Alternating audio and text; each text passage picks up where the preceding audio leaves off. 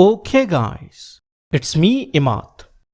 So today in this video tutorial we will learn about how to find the size of a vector or a size of a matrix within the Scilab. So how we can do that? First of all, we have to write a matrix. So here let us suppose that our matrix name is A.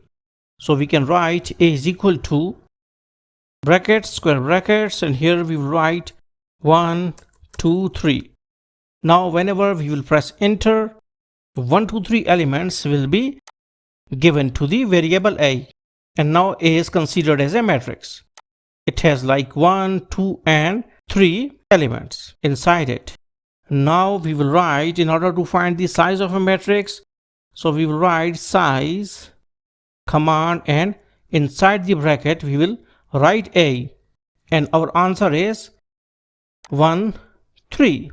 That is 1 row and 3 columns. This is 1 row and 1, 2, 3 columns. Now we will write one more, that is B is equal to 1, 2, 3. Then we will write semicolon 4, 5, 6. 1, 2, 3 and 4, 5, 6. Now whenever we will press enter, we got this thing that all the 6 elements are within this B matrix. So here we will write size of B.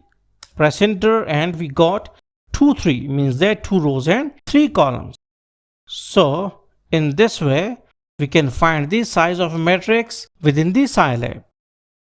So hopefully you got the concept. So thanks for visiting our channel and don't forget to subscribe.